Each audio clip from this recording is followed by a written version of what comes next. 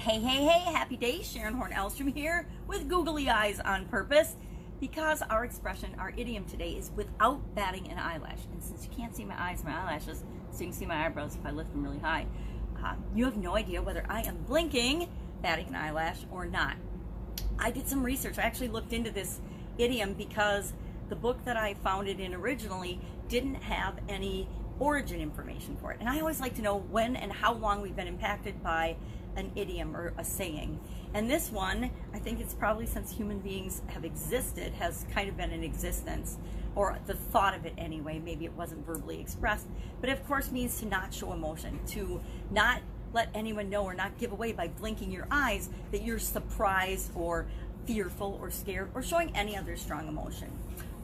I know at the beginning of this COVID-19 virus and the outbreak, I was definitely batting eyelashes and really surprised about how the world was changing and how things around me and in my environment were changing. I remember going for a walk downtown about 2 weeks into our quarantine in my area and noticing that everything was deserted. I mean, I could count on one hand the number of people I ran into, and I didn't run into them, but I saw and greeted on my walk that day. And I was all through downtown.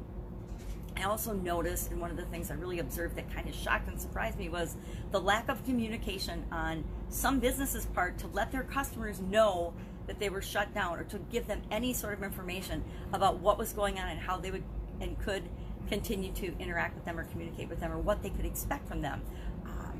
Some businesses didn't even have any information or any correspondence or any way of knowing what was going on. They were just shut and shuttered up, and not shuttered up, but the doors were locked and the lights were off and everything, and they were just closed, right? And I understand that that's what we needed to do because we were mandated in many areas to shut our businesses down, but that didn't mean we couldn't take the minimal effort and put a note, even a handwritten note in the window, letting people know what's going on. Now, yeah, people knew about the virus, but this was only a couple weeks into it. It was before in my area, our governor had given a safer at home order statewide, so people didn't really know. So I can see people run down to their insurance agent and try to go find something out, and lo and behold, they're just not there.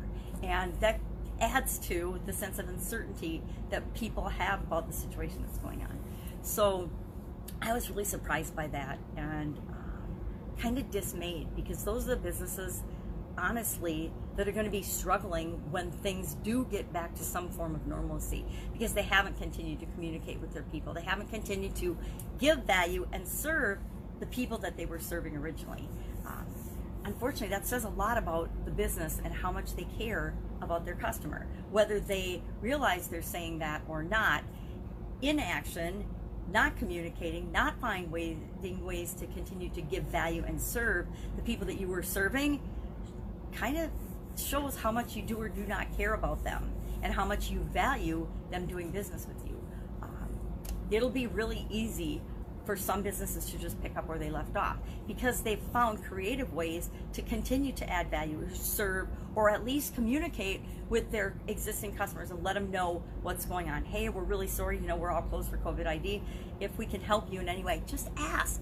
If we can help you in any way, let us know. Here's our phone number. Here's our social media contacts. If you weren't online at all and didn't have any social media contacts, you've had a couple of weeks now, and if you haven't done it yet, this is the time to set those things up. Set up mechanisms and ways for people to get in touch with you and contact your business. I mean, you personally, we probably all want that because we are so physically separated right now. We want to continue that.